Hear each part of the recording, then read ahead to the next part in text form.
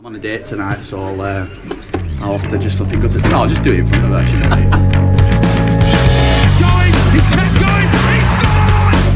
Oh, Stockport pressure. And the header into the back of the net. It's Coleman.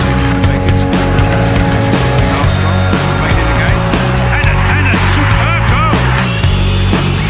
Johnny did it. Lisa! It's a cracker! Rose tries to get the ball in. Wilkinson!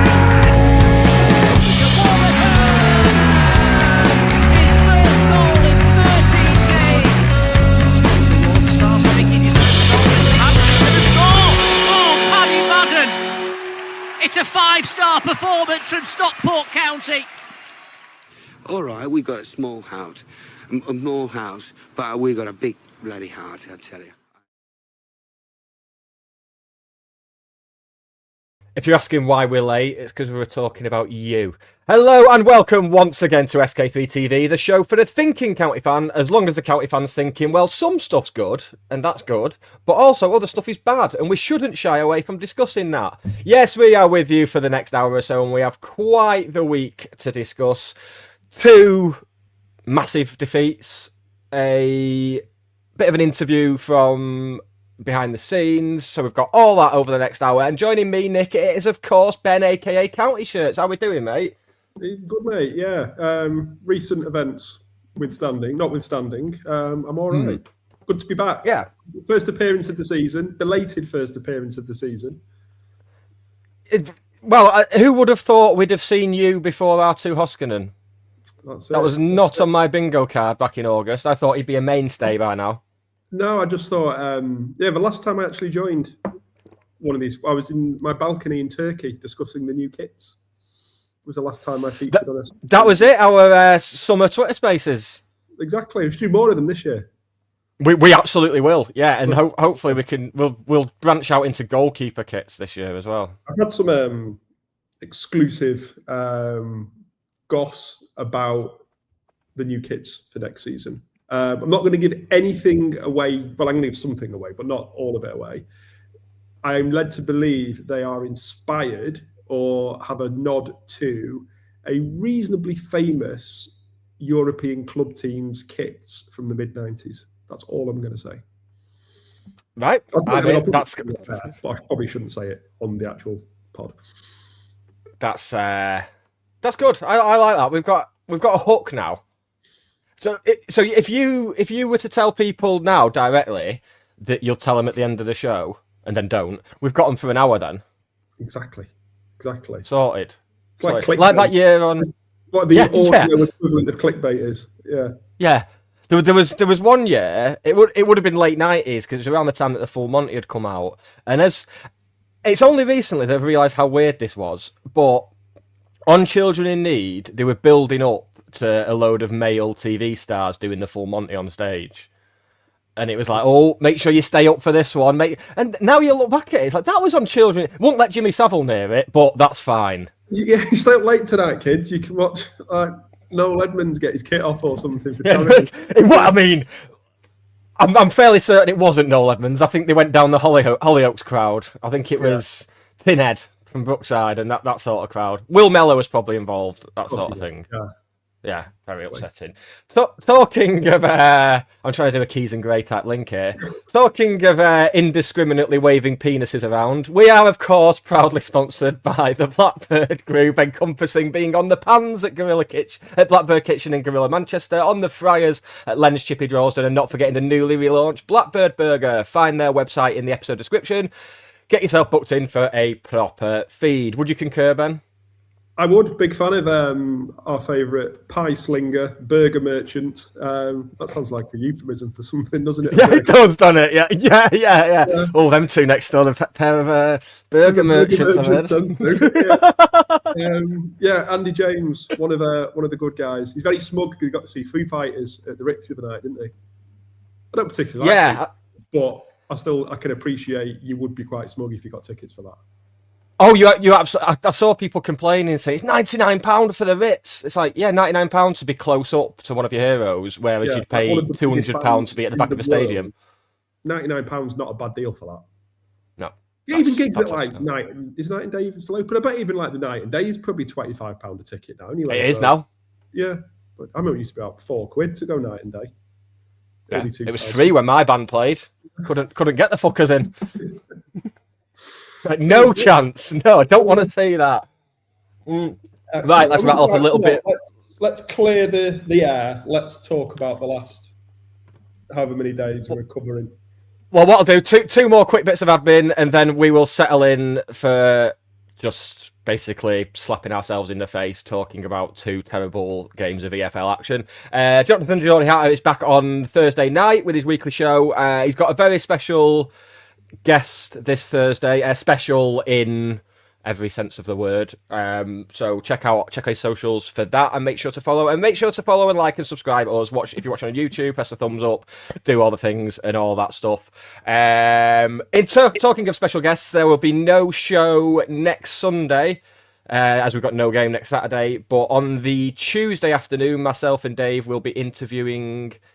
Well, we've not released the name yet, but it's a member of the 2008 side. And no, it's not Liam Dickinson. So if people want to stop commenting, saying if it's 2026 and you want to hear Liam Dickinson on a football podcast, you really need to go and see your kids, take a good hard look at yourself, because it's done.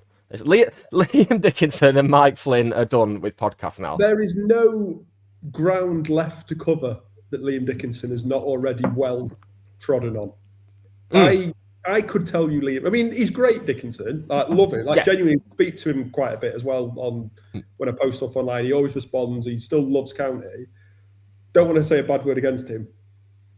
Don't need to hear those stories again, though. Don't need to hear about Proudlock and a kettle. I don't need to hear about whatever else he talks about. Yeah, the skybox. I'm not going to give it away. I know who your special guest is.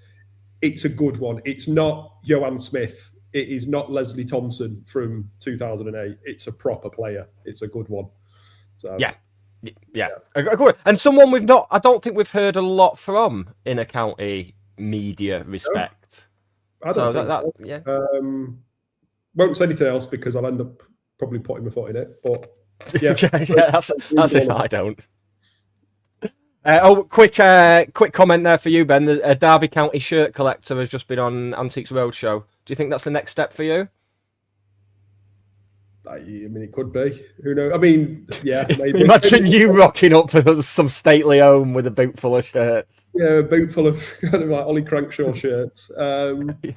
Exhaust banging away like the Trotters van in Fools and Horses. Yeah, no, I do want to do more things. I say this every year. I do want to do more things. I do want to publicise them. I want to do events. I want to talk about them. I want people to see them. Obviously, the club have put some stuff out recently. It was in the programme. Did put an article online, kind of with a little bit kind of on the Romania hook. So yeah, keen to do more stuff. If anyone has any ideas or a vehicle as to how we can do that, which isn't me putting on an exhibition because it's a load of work, then let's hear it. Keen to do stuff. Yes, get some stuff in the summer, I think. And of course, if you ask Ben to do something, you get me thrown in gratis just to come on and say, it's Ben. And that's me done for the night. Well, you do it's like the best night's work I've ever had. You do it so well. Yeah. Peerless. Thanks, mate. Yeah. Thanks. Yeah. Respect from a staying-at-home fan. Excellent. Right. The opposite of excellent now. We should start chronologically as we do. I mean, you could... It almost doesn't need to be chronological. No, it probably does, because at no point on Tuesday night... We're having an inquest here. It's a full... Yes. Full of Hudson, not Savile. We have to establish the facts, and to do that, we must revisit the events that have got us to where we are today. So I think it's important we do it chronologically. Full and frank. Yes, a deep dive into the malaise we find ourselves in.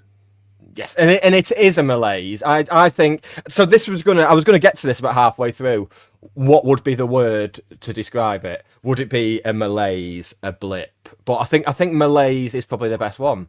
I mean, it's one of those things that if you in it now, it feels more than a blip because they've been so rank, the performances. It feels like more than a blip. But in a month's time, if we then go and win the next 6 games in a row, and were suddenly, very, very unlikely, but somehow were suddenly back in the race for second, then it probably could be characterised as a blip. But you need that kind of perspective to do that. So, but in the moment right now, it feels bigger and more damaging than a blip. I think you could look back from the promotion season in 23-24 when we lost to Tranmere, when we drew with Gillingham, and I think we drew with Swindon around that time. And again, in the moment, that felt huge. But then I think we won we essentially went on a run to 6 or 7 wins in a row, which won us the league. So you look back on that and it was a blip. So I think now, though, does it feel like we could go and win 6 or 7 in a row? Doesn't feel like it.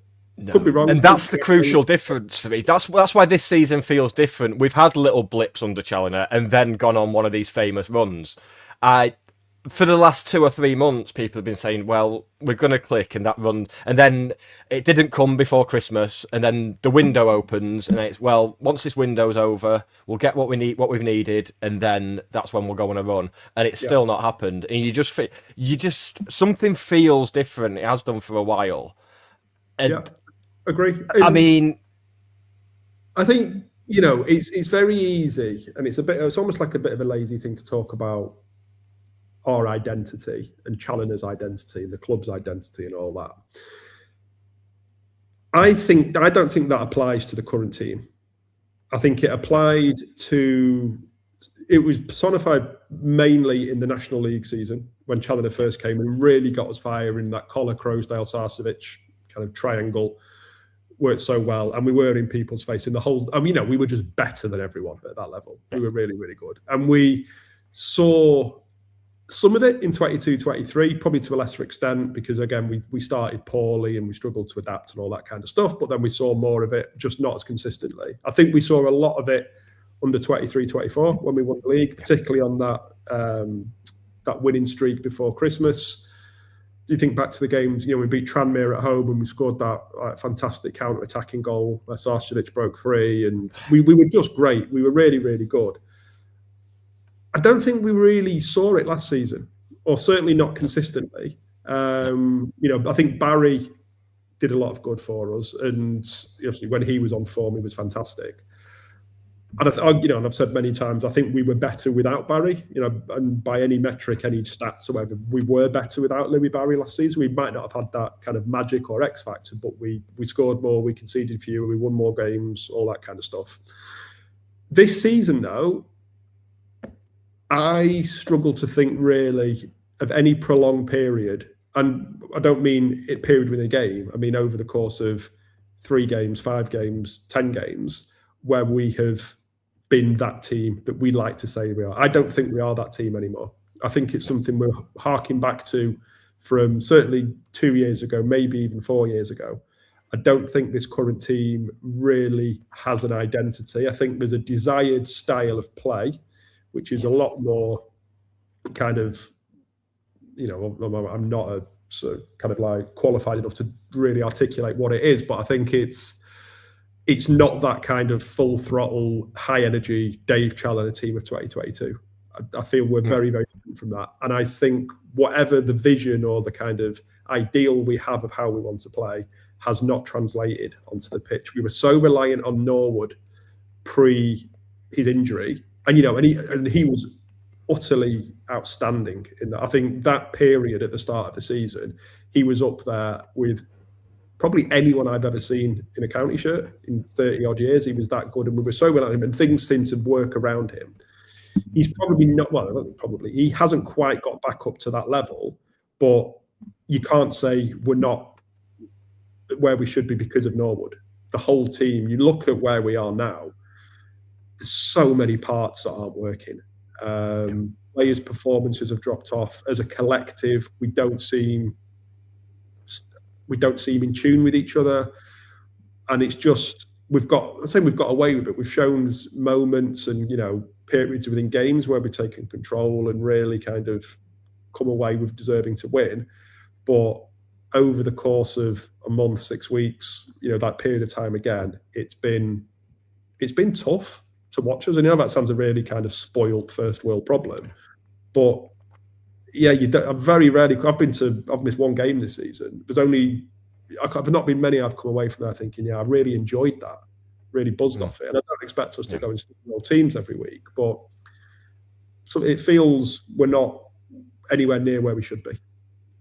Yeah, it's very strange as well, because there's several reasons that you could possibly put it down to, but every single one of them would be based on speculation. There's no. I mean, we can all point at issues with recruitment, which I think would be completely fair, because we're fucking terrible at spending money. Like, getting players cheaply and free, we tend to do well, but as soon as we're spending relatively big money for the level we're at, we've just been terrible at it. Yeah, I think who have we spent money on? If you go, I don't want to go back to like the whole start of the Vita area, but you look over the last couple of seasons, who have we spent money on? So Mingy, Adai, Fevrier. Adai. Did we pay for Adai, or was he free? No, we paid for Adai. Yeah, he was under contract. Mothersill, obviously. Fiorini. Money for. Yeah, Mothersill. Hills was free, was he? No, we paid big for Hills. No, didn't we? Yeah, well, it will be a club record if he hits the triggers and stuff. I mean, you look at that and you think, again, he's probably one. I don't want to say by any stretch Hills has not been playing well, because he's probably been one of the best performers of the season, but probably by his own incredibly high standards over the last month or so. Not even that, the last kind of 2 or 3 games, he's probably gone from being an 8.59 out of 10 to probably a 7 out of 10. But then you compound that with so many others not performing, then I don't know what's going on. But like I said, I'm hoping it can be characterised as a blip and we come back. But in the past, when we've kind of lost some games, you've always been able to refer back to earlier in the season or recent as in very recent games, and say, well, we've got this, and of course you're going to lose the odd game, but there's not much from this season to really hang on to. Challoner always speaks about having control in games, and there's some, I do these silly little wrap-ups on Instagram after every match, like leave comments, and some of them are daft, some of them are reasonably serious. I can't really remember us ever having really feeling in control of games. There's one or two you can probably point to, but even when we've got the wins like Wigan and even the Doncaster home game, when we ended up winning that 4-2 with a couple of late goals as well, we were never in control of those games, and it never felt like it was inevitable we were going to win. Against Wigan, okay, they were fired up because they had a new manager, but with 11 men on the pitch, it was 2-2, and it's arguably their real discipline that's cost them. Yeah. We've never felt as if we're taking charge, we're grabbing the games, we're controlling them, and we're dictating what's going to happen. I know that sounds, I'm not naive enough to think we're good enough to dictate against every team in the league, but that's kind of what we're used to seeing under Challoner. And yeah, it's not been happening. And the last 2 games in particular, first half yesterday, to be fair, was all right. I didn't think we were too bad at all. But the second half yesterday and Burton on Tuesday was really poor. Like Burton in particular was, I think, probably Challoner's poorest. That's not me putting the blame on Challoner as such. I mean, in the Challoner era, since he came to 4 years ago, I've probably only missed 10 games since he's been manager. I can't think of anything worse than that. Even the Tranmere 4-0, I don't think. That was worse than the Tranmere game, because there were times in the Tranmere game where we actually got forward and looked like we were threatening a bit. Yeah. At no point did we. I think I said to my missus about half an hour into that Burton game, I said, we're going to lose this. And she's like, you can tell that early. I was like, oh yeah, you can just tell. And then 2 minutes into the second half, bang, there it is. I'm surprised they waited that long. Obviously, Ben has got a lot of stick, and he's arguably paid the price with his place in the team for that 3rd goal. And you can't really make excuses for that. It's a right howler. Yeah. But even without that, it was still a rotten performance. There was nothing to be. There's nothing that you look at there and think, oh yeah, we're set for challenging at the top of League One, let alone if we went up, what would happen to us. It was just rotten. And you can forgive, every team can turn in a performance like that. But I don't know, it just feels a bit off. And it's tough to say that because arguably the form leading up to that wasn't too bad. We lost at Reading at the start of January. I don't think we'd lost before Burton, had we? No. Reece, I don't think we'd lost. We drew with Horry. We lost to something the other week. I can't remember. I've got to that many bloody games at the moment. I can't even think. I mean, that's what's so weird about the situation we find ourselves in now. Because for all the talk, Bradford, yeah, of course, yeah, a few weeks ago, yeah. For all the talk of how poor we've been and how we've just seemed to have lost what was previously seen as our identity, it's worth bearing in mind that at the end of this season, we could have got promoted. We're still in with a chance of getting promoted to the second tier and winning a cup final as well, which would put that up there with 96, 97 in terms of achievement. Exactly, and that's why I don't want to. Well, I don't know if it'd be up there with 96, 97, but I don't. No, but in terms of achievement, I mean, it certainly wouldn't be because of what we did, but on paper, in terms of winning a league title, getting voted in, And that's why I don't want to go too over the top now and be like, Challoner out and sell them all and sack Wilson and all this kind of stuff. Because, you step back from the last kind of 2 weeks and what are we, 5th in League One, still firmly in the playoff picture, even if not quite as firm as we were maybe 3 weeks ago. I think you'd have to be a bit of an idiot to think that we're still going to finish second. Because one of the gap, but also just how efficient and good Lincoln and Cardiff are. Lincoln could go on and win the league. They've still got to play Cardiff. So I think it's almost impossible, certainly very improbable, that one, we win all our games, which is pretty much what we have to do, but also Lincoln or Cardiff have such a significant drop-off, we can close that gap. I just don't see it. So, playoffs into League One, in League One, potentially getting into the Championship. Yeah, I mean, of course, that's not a bad place to be. If we achieve it, which is probably the main thing now that we have, we're not nailed on to do that. We still have to do our job to get there. And then we see what happens. But certainly over the last kind of 3 or 4 games, and even in Wigan, I know we won it, but we were far from convincing, both in terms of the performance, but also in terms of the control and all that kind of stuff. I think it's a big ask for us to, go on and put together the kind of form necessary to win the playoffs. And interestingly as well, I mean, from speaking to people involved with other clubs in this league and scouting staff and analysis and stuff like that, the consensus seems to be that our budget is probably top 8, maybe top 10. There's teams with far bigger budgets than us. So in that respect, we are overachieving. But because of how we did last season, it comes down as underachieving.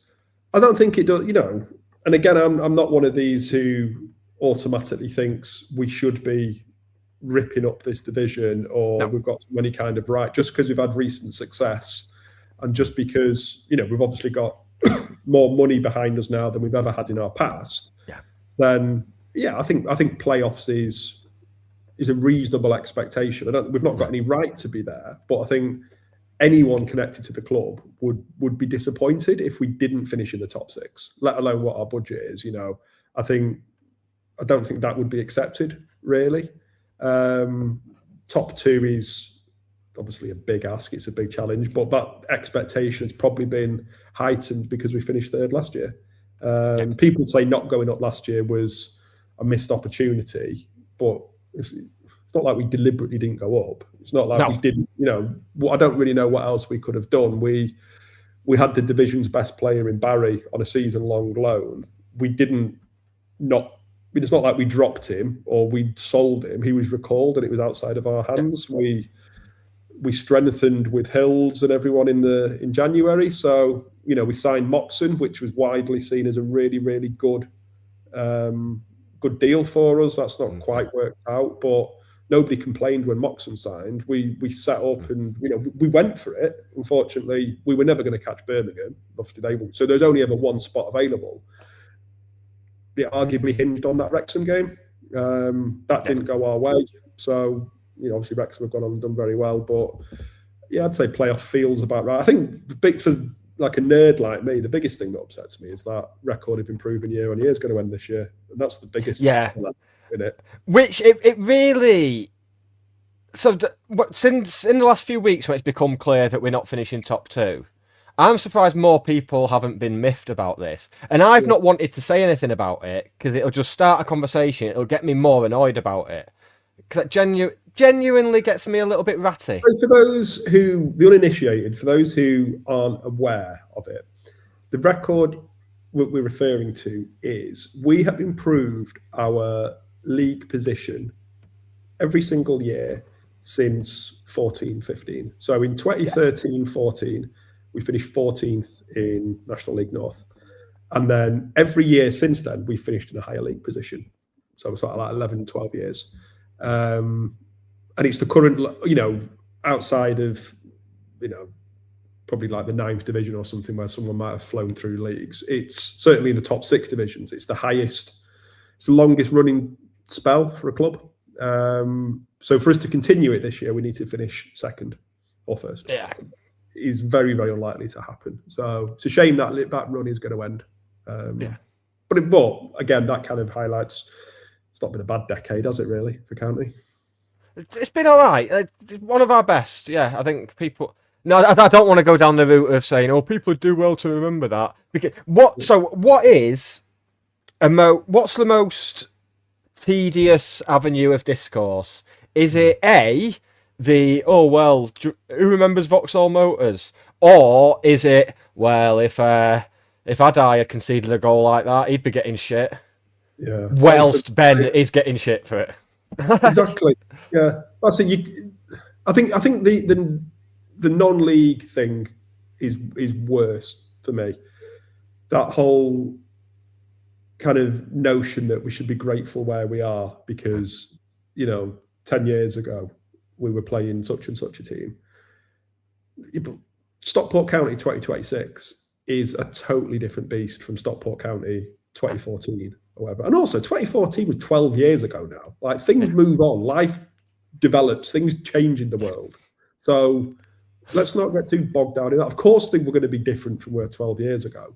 So, but yeah, that whole thing that we should just be grateful and happy where we are. Well, okay, but we've also had over £50 million put into the club since then. We've got players on. I had I'm not going to say who it was, but I had a conversation with someone earlier today who mentioned, and he will be right about some of the wages that an ex-player was on, and it's not 2 or 3 grand a week. It's 9 and 10 grand a week.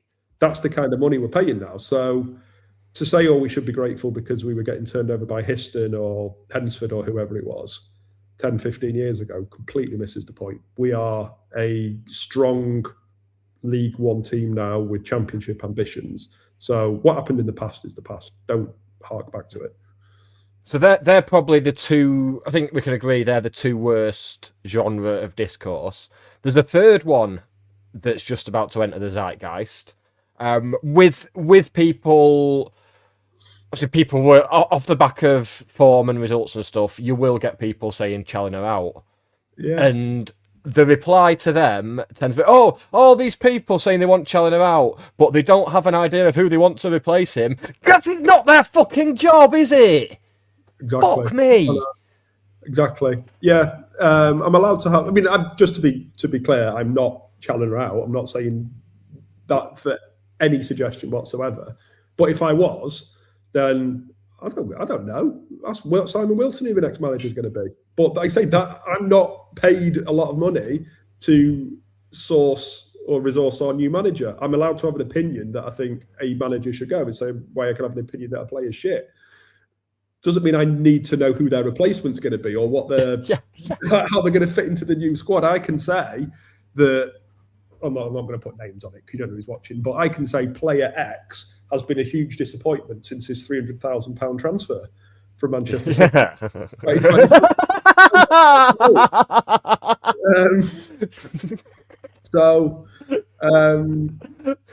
there we go. Brilliant, absolutely brilliant. I'll do like I'll get the bleep machine out for that and what have you when I click that up. I'm sure. I mean, I'm sure they're all tuned in now at home, aren't they? The squad are all gathered round watching it like a cup draw. Like it's like the night last year, Jamie Vardy's house. They're all stood in the kitchen now. They're like, shh, what's he saying now? What's Nick saying? Missed that. Shut up. Who's this specky twat? That's Jaden Fevrier. Leave him alone.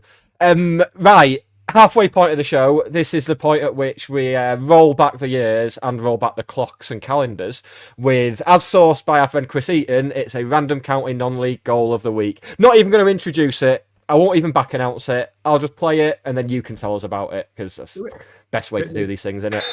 There's only two in the wall here. Danny Lloyd spotted some danger. He's coming back, but here comes Reid with a shot way over the crossbar into the Cheadle end, and it is a goal kick to the Hatters. So still 0-0 here on Pure 107.8 FM. Slightly late getting underway here. Gainsborough late arriving. Danny Lloyd's not late though, and here's a chance, and he's lobbed the goalkeeper straight from the clearance from Hinchliffe. And what a moment for Danny Lloyd, who, well, he said to me, I will score tonight because he's just buried his grandfather. It was his grandfather's funeral. And I said to him, did you consider not playing tonight? He said, no, I'm going to score for him. And he's done it. He certainly has. What a fantastic goal. That came from Ben Hinchcliffe, simply picking up the ball and firing a long ball wide. And it's missed the last defender. He's gone to head it, and he's just missed it, and he's took that well neatly over the keeper. He's now getting a round of applause. Shit kicking, as per. I was going to say, yeah, Ben can't kick, can he? Distribution is terrible. Can add that to the canon of bullshit as well, can't we? Yeah. The Ben Hinchliffe can't kick. You not even can't kick his distribution. That's what people say. His distribution. The same way that people say that players, they blame recruitment and distribution. Just shut up. Do you think there's mileage in a County Mythbusters special episode? And it'll be we always start seasons badly, and we can really dig deep into it and see what's true or not. Yeah. Just completely put people right. Yeah. Just tell people what's what. That game, genuinely, without even looking this up, I know the exact date of that game as well. It's 15th of November, 2016. And you can check that because I know 100% I'm right. It's the 15th of November, 2016. You're absolutely correct, yeah. Yeah, I know I am. I genuinely haven't. And Danny Lloyd yesterday scored the reason that's been picked, well, apart from the fantastic distribution, Danny Lloyd scored the winning penalty yesterday to send Southport into the FA Trophy semis. Of all the ex-players, I think he's the one I'm buzzing for the most when I see him doing well. Yes. I don't know how old he is now. Because it's obviously 10 years ago he signed for us. In the summer, it'll be 10 years since he signed for us. Yeah, so he must be like 34, 35 now. I think he was early to mid-20s. When he came to us, was he? Because he'd been playing for Fylde for a while. And he beat Colwyn Bay and Southport before that. Yeah, he'd been knocking around a bit, hadn't he? So, yeah, he wasn't some kind of wet behind the ears 19-year-old. He was doing well in his job and all that kind of stuff. So, yeah, he must be getting on to mid-30s now. Obviously noticed Lewis Montrose having a word with Ben then, just before Ben kicked it. He's one of my favourites ever. He was great, Lewis Montrose. I loved it. Do you remember that summer when people thought Danny Lloyd would leave because Lewis Montrose beat him to Player of the Year? Yeah. That was wonderful. What a fucking time. I always say, like, pound for pound or relative to the level we were at, that second half of the season from Lewis Montrose was one of the best ever from a county player. And let me qualify that. I'm not saying he's a better player than Louis Barry or a better player. It's amazing that you have to clear this up. Same with the greatest and best thing. It's just astonishing. But relevant to the level we were at there, then that second half of the season, for Lewis Montrose to win the award over Danny Lloyd, who, he got like 29 goals, 24 assists, all this kind of stuff, shows just how good Montrose was. He was stunning that season. He really was. He was brilliant. But then he went to final, barely kicked a ball again, did he? It's mad to think he was a Neil Young signing, Lewis Montrose. He was. And genuinely, there was about a 6-month spell where I think unanimously we were thinking, why has he signed him? Who's this fella? And then within a few weeks of Jim getting a grip of him, he was vital. Astonishing player. He really was. He was brilliant. Loved watching him. Absolutely loved him. He's that kind of role, which is probably my favourite to watch a player. That kind of Gary Dicker, Lewis Montrose, what Ollie Norwood, and to a sort of lesser extent what Lewis Bate does now. They've all kind of occupied that same space, played that same role, and it's just a joy to watch when it's done well. Absolutely love it. Yeah, phenomenal. Absolutely phenomenal. Right. On to yesterday then, because as you said earlier, it was a promising first half. We were in control of the game, albeit without creating anything. In a sec, I don't know. For all that, when we do have a bad first half, everyone's sort of excited at the prospect of the players getting a bollocking at half time, and you just wonder what gets said at half time for us to come out and almost during the game. Because I was yesterday, I went with a mate yesterday. He's not a county fan, who lives down in Hitchin, so like next town along from Stevenage. So I only got back this afternoon, stayed down there with him this weekend, and we had corporate tickets, hospitality ones. So we sat right behind the dugout. We're like 3 or 4 rows behind. So it's obviously be interesting. I normally sit in the Cheadle end, don't even notice the managers. So it'll be quite interesting to basically, I thought, Challen will be on at the players, giving them a bollocking all the way through the game and all this. Don't think I saw him. And just to be clear, I don't know if that's what he normally does, because I don't ever look at the managers. Yeah, so that is usually his norm. It's normally Hill and Conlon who are up. And cajoling and all that kind of stuff. But so early on, Clint Hill had a bit of, he was kind of in the fourth official's ear a little bit. And then I think somebody went down in the second half, and Challen nipped off down the tunnel. She went nipped for a piss or something, and then came back. Other than that, I genuinely don't think I saw him through the game. On none of them. I think one of the fitness coaches was kind of bobbing around, and Richard Landon was back and forth down the tunnel. But I don't think I saw anyone on the bench the whole game. And I was really surprised, because obviously we were quite aimless and witless and everything else in the second half. Thought we might have seen a bit more. So not a criticism, just an observation from being sat right behind the dugout. Because I think the last time I can remember Challoner being up and pacing around the dugout and getting involved in everything was probably that Bolton home game in the cup.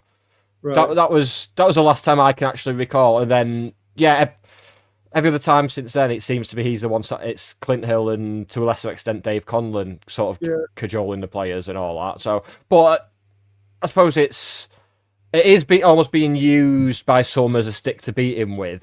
That was like a lot of people's main takeaway from yesterday's game. It's like, well, no, because he was like that anyway, and it wasn't a problem when we were winning titles. So I think it will get amplified, but at the same time, it does come across as a bit odd.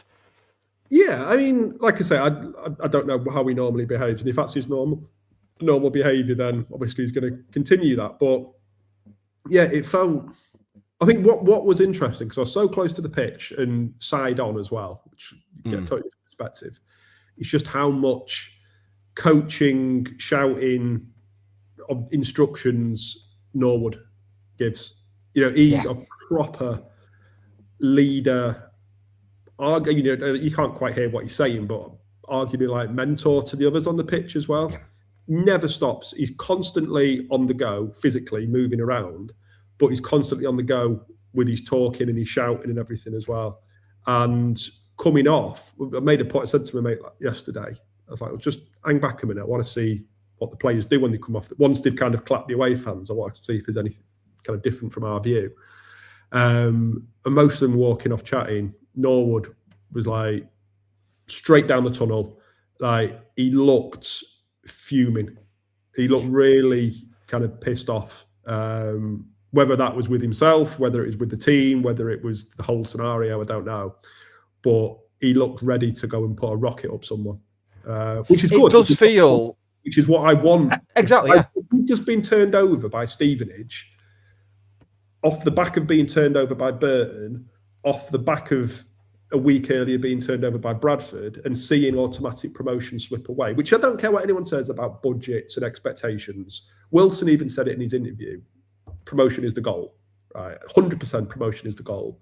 If you've seen that slip away in the course of 10 days, which is what has happened, they should all be coming off the pitch absolutely kind of ready to, I don't want to say rip each other's heads off, but angry, pissed off, upset by it. And it was, so I was pleased to see it almost. Pleased to see that. And that's not to say the others don't care.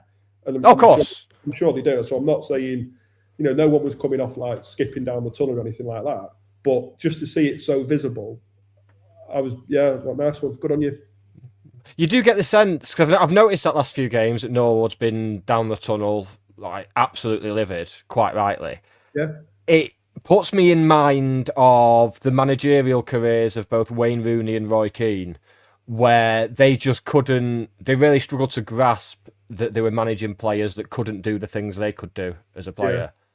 And I get that vibe with Norwood, that he just doesn't understand why people can't be on the same level as him, which makes him the ideal captain, which in turn makes it even weirder that, Lewis Bate, I'm not one for a new signing getting a captain's armband immediately, particularly when there's players already at the club who've worked with 2 or 3 different successful teams, as there was with Kyle Wootton and Ben Hinchliffe. Not for a player that age getting the captaincy. He seems pretty quiet, Lewis Bate, from when I've seen him in the courtyard and doing his community and media stuff. He just seems pretty quiet.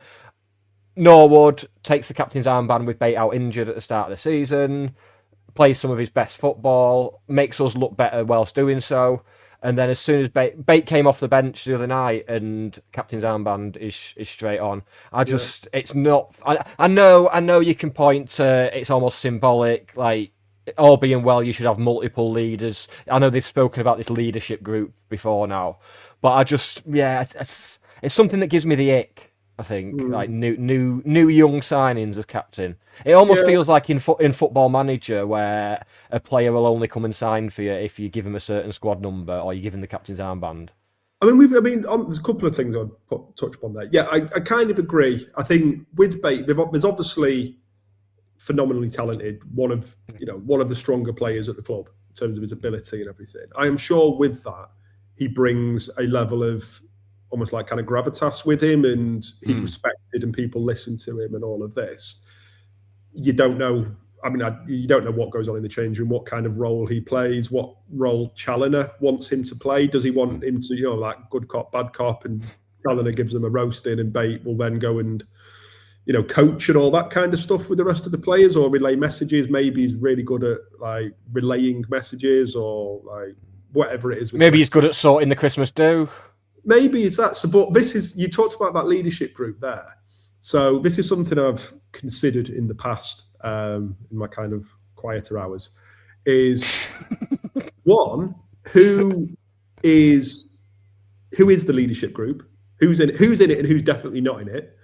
And who is the WhatsApp group admin? Who is the admin of the players' WhatsApp chat? Right. Consider. Well, leadership group, we know that Ben and Wootton are in there because they've been named. Is that like a matter of public record?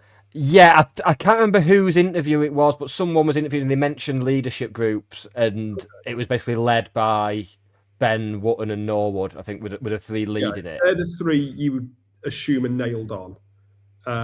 You'd assume Ethan Pye possibly is a senior-ish player now. I don't know. You'd say Bate, if he's captain, must be in it. Yeah, you'd hope so. Possibly Hills, or is he kind of a bit? Is that just because he's one of the stronger players? But he's very vocal. You put Hills in it. He's very vocal. He does strike you as a future captain. Yeah, I think Brad Hills. Yeah, was he not? I think he was captain through the age groups at Norwich as well, if I remember rightly. I think he captained all the youth teams and stuff. So yeah, he's got form for that sort of thing, you'd imagine. Right. And who's definitely not in it then? Who are you not putting in your? I think someone like, if he wasn't a lone player, if he was one of ours, you'd probably look at someone like Osborne to be in it as well. Osborne, yeah, peak, yeah. Yeah, Yeah, he's definitely, yeah. Because he's. I bet he got made an admin on the leadership group WhatsApp immediately. Yeah, I really like Osborne.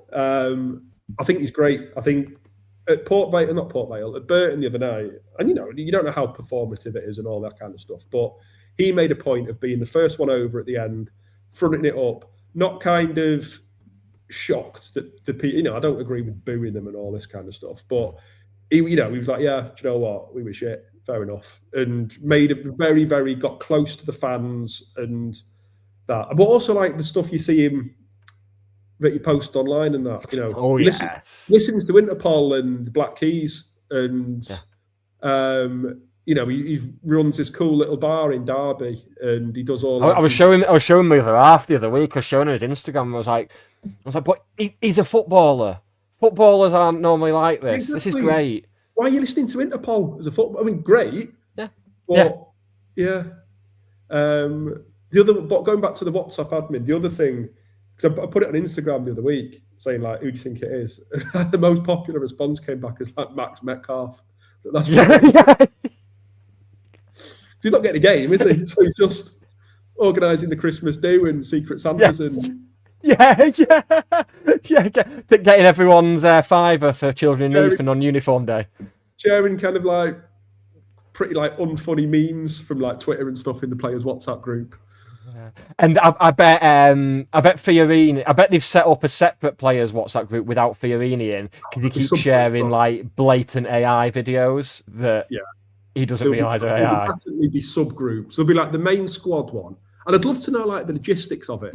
So, because the players must know. So you've got a core group in the chat. The players will obviously know when a new signing is coming before the fans do. Yeah. When do they get added? So like who did we sign in the window? Can't think of any. Like Dacres Cogley. When did he get added? Did he get added like a week before, the day before? Did they wait till he's announced? Did they make them do some kind of stupid thing? Did he chat about this kind of stuff? Did they be like, oh, did you see the podcast last night? That shirt prick was on it. And this. What do they talk about in that group? Is it, because it's not just going to be strictly business and about games and stuff. That probably never even comes into it. It will be just like a group of mates chatting away, saying when you'll have one with your work colleagues. Yeah.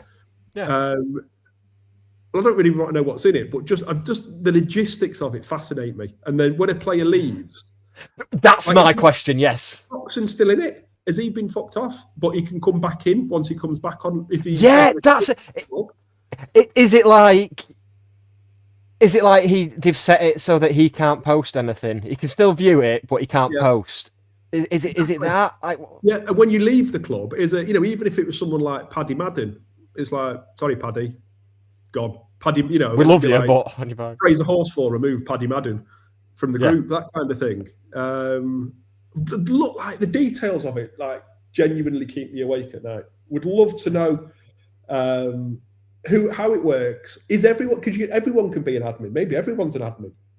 I don't know. Imagine being a player at end of the season when your contract's up and they all go in for the meeting with Dave Challoner to find out whether they're on the retained list or whether they're being released. Imagine being a player who's gone into Dave Challoner. He said, "Look, thanks for everything you've done, but end of this season, you're free to look for another club. We won't be offering you a new deal." The player leaves Challoner's office, goes on his phone to tell the WhatsApp group that he's leaving, only to find he's already been kicked out. Yeah. And is Challoner in it? Or is it just... No, surely. Because I would imagine there's probably like some official thing that like Challoner uses to communicate with the squad, which is almost like the official WhatsApp chat, but only like staff can access it. But there must be splinter player groups. There must be like a main first team squad. Oh, yeah.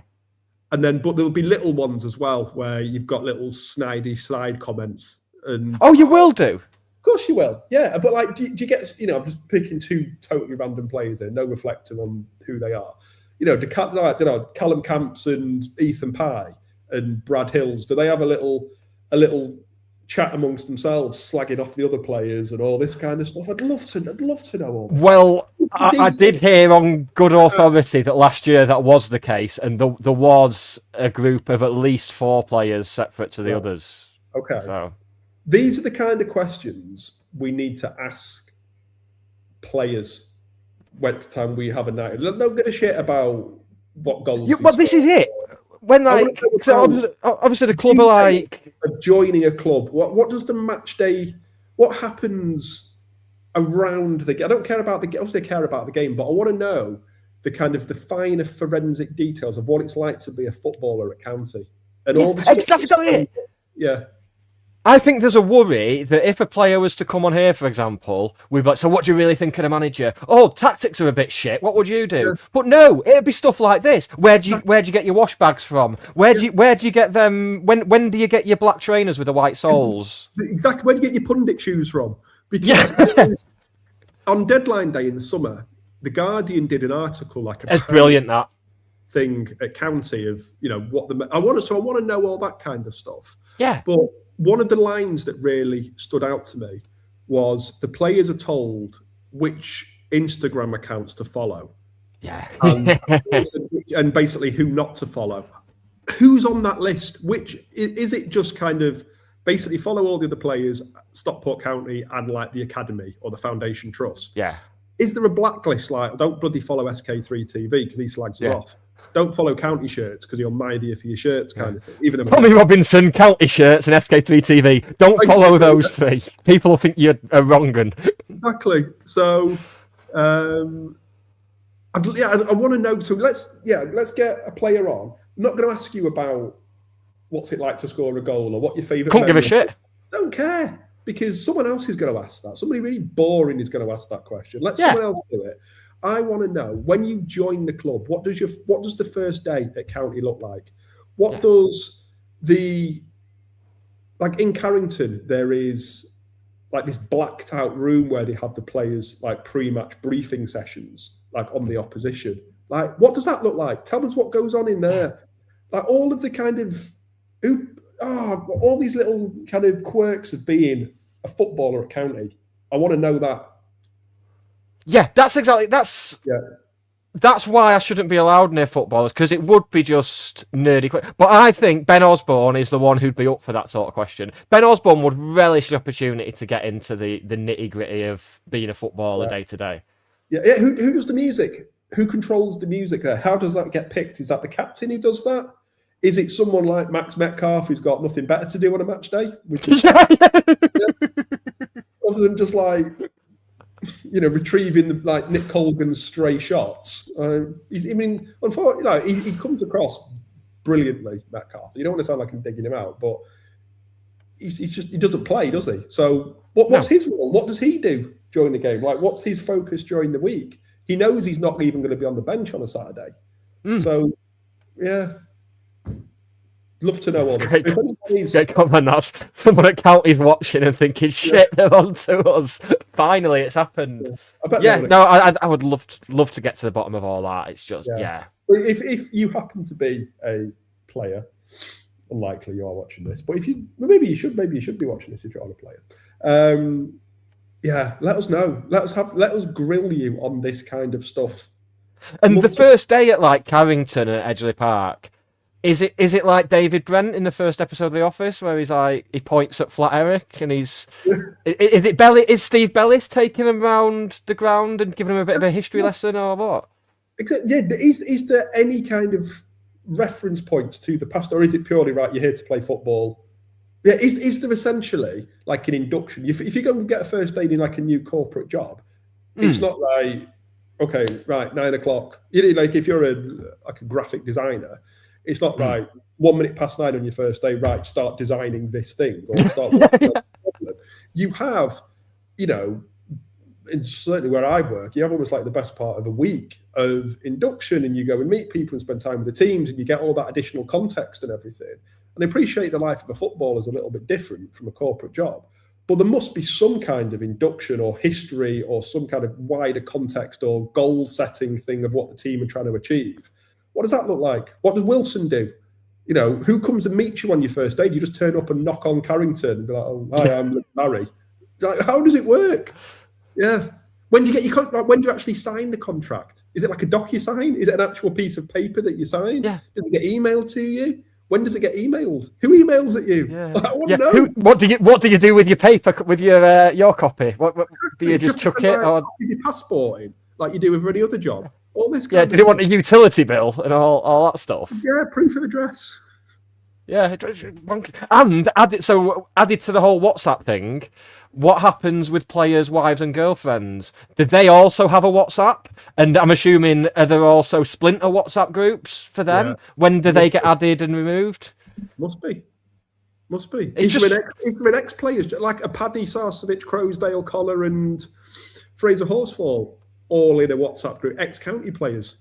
That kind of thing. Yeah. Is it just every week going, oh, they could do with us? Oh, do you remember that? Fraser Horsfall seems to be mates with everyone, doesn't he? Like, He does. I like best mates, which seems to have really played together for about 3 games, didn't they? Those 3 games were all they needed, though, to know that they were like BFFs. Yeah. Fair play to him. Well, before we wrap up, we should get on to the business of the Autoglass on Tuesday night. Seeing a disappointing amount of rotation talk when we don't have a game next Saturday and are 90 minutes from a first Wembley final, a Wembley Cup final in 3 decades, over 3 decades. Exactly. Play your strongest team. No disrespect to any of the players, but if this was a league game, we're not entertaining, rotating the squad round. It's like you say, we don't have a league game on Saturday. Play the strongest team, get the game won. Nobody should need a rest if we've got a break. Like, unless people are on, injured, just get it won. Bit of a thing exclusive. Not that anyone really care other than you. Commentator on Sky, David Stowell. Good old Stowell. Who did the Carlisle final. He did the Bolton first game of the season on Sky as well. So that's exciting. It'll probably be the final.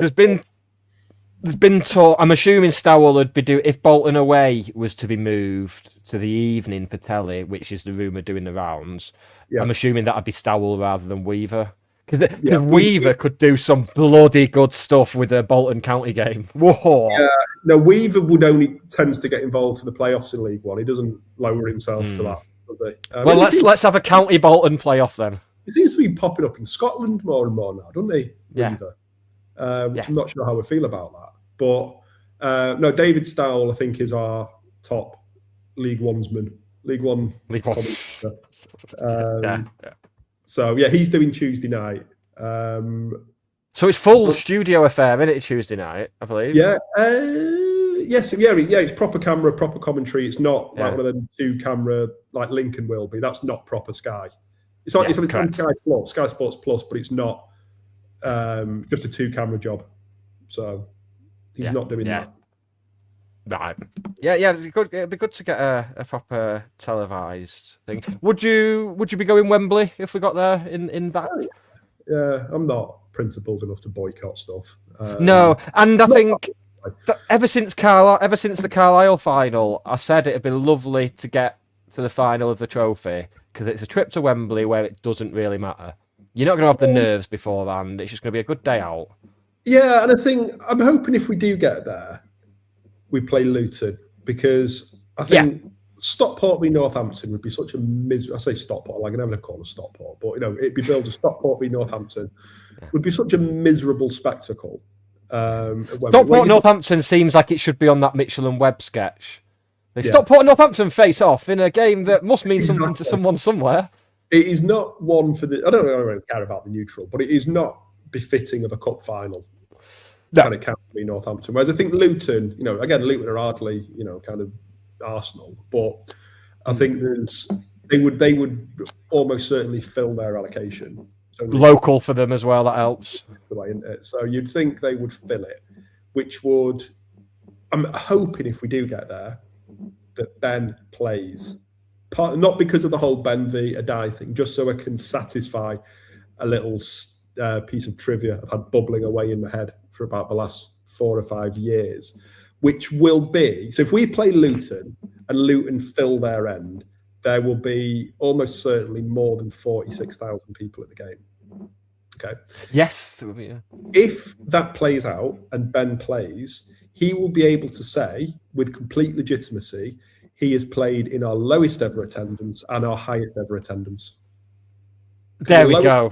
The lowest ever, I think, was 232 or 234 at Brackley in an FA Trophy replay in January 2017. And he played in that and we lost. Our highest ever attendance, I think, is the Stoke final at Wembley in 92, which I think was like 45,000. So if we get higher than that and Ben plays, he will bookend all of our attendances ever, which will, again, with many things with Ben, will never, ever be beaten. We're never going to have a lowest ever attendance again.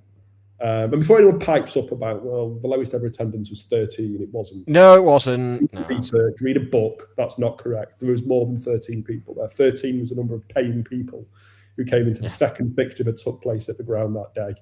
So be quiet. No one mentions the dog anymore. The dog's been dropped. The dog has been erased from that. Exactly. And COVID doesn't count either. Not having that. So no, absolutely not. No. And even if you do say COVID count and there were 0 people there, Ben still played in them. So there you go. Yeah. Sorted. He's nailed that. Right, I'm all for that now then. Northampton will win now, won't they? Right, that has been a top hour. There's some earnest football chat in there, as well as some tremendous tangents. Yeah, should do more. Yeah, I'm all for that. Yeah, and we'll get some more shirt episodes in. And if you want to challenge, so I'm thinking with us planning on doing fairly regular quizzes on here. Yeah, I think I should, because last time we did one, I beat Silomas. So I think I'm up again.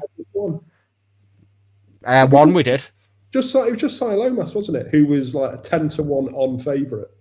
But came unstuck. He was basically Palace against Macclesfield. You were Macclesfield. You were John Rooney for the day. Oh, don't ever say that again. That's really upset me. I've got to go to work in a minute, and that just really upset me. Yes, so I will be up against, it's looking like Chris Eaton for the first one, and then I think we will employ a winner stays on system. Okay. Eaton's tough.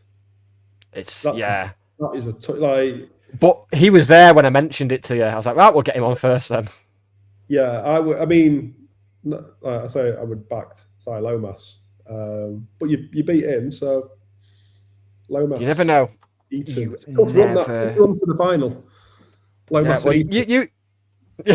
Yeah. But I'll see if we can get past them two. Whoa, because could beat anyone. But if not, it'll just be Chris Eaton on for 6 months. Well, that's the thing with when he stays on, isn't it? He's just Chris Eaton getting things right every week. He's going to have to quit his job and everything. Yeah, I'm up for that. I'm up for a quiz. Yeah, let's do more of them. Let's do more of that. Yeah, definitely. Outstanding. And any ideas for live events that you would like us to do and stuff like that, get in touch at the usual places. Don't forget, if you've watched it on YouTube, to hit the like button and subscribe on your podcast player of choice. Ben, thank you. It's been a pleasure. Good hour, that. Always enjoyable. Little bit. If good way anyone to bring yourself down to it. At home, player issued, worn. Yep, get them weighed in. On Instagrams or Twitters, and I'll buy them off you, please. I've not had one. I've only had one this year, and it's March today. So, barren spell, drought going through. A drought, a shirt drought. If you are on Instagram, actually follow County Shirts if you don't already, because it's, for my money, it's probably the best county content on the grams at the moment, if you ask me. Bold claim. It's a bold claim. I mean, but I'll take it. I will take it. Thank you. Have you seen the other weirdos? Oh, yeah. It's a thin pool. I made the mistake of going on TikTok during the week, and I got it was upsetting. Someone sent me a screenshot the other day. I don't use TikTok, but I do actually. I've signed up to an account to put some sarky comment back to someone. Some man is what we're going to refer him to as, who weirdly dealt with before, has bought shirts off me and dead friendly and everything. Basically slagging me off on there because I've got too many shirts. and I haunt players mithering for shirts. I've got a lot of shirts, but I put a lot of time and money and effort into getting them. Anyone can do the same. Secondly, I don't haunt players. I never ask players for shirts directly. So get your fucking facts right, you're nobody. And don't slag me off on Twitter, because I've got eyes everywhere. So I've made a note throughout the episode of what clips I'm going to pick out to put in the trailer, and I've just deleted the rest of it now. We'll just have that sorted. Yeah, be told. Yeah, we need more of this. We need more of people being called out directly. I'll make a list. We'll go full Father Ted, and next we come on to liars. Yeah, keep having to sign up for. Someone did it on Reddit as well a few years ago. I had to sign up for a Reddit account just to go and leave like one comment, one contribution on there. Basically saying like, I'm watching you. I know what you're saying. I know who you are. Again, someone who's like, on the face of it, dead friendly, engages with loads of stuff that I do, has bought shirts off me, dead sound, and then moaning and whining that I've got too many shirts. Why don't you buy them instead? But you don't want to. Don't be mean about people who know your address. I think would be a general rule. Bank details. I've got your phone number. I was going to sign you up for some direct debits. See how you like that. Yeah, a county membership sorted. Yeah. Right. So we won't be back next Sunday. But there will be a special episode coming next week. It'll be recorded Tuesday and out on the Wednesday, because I'm very quick with the editing. Right, Ben, say goodbye to everybody and we'll go. Goodbye, everybody. Bye, everybody. See you next time. Cheers.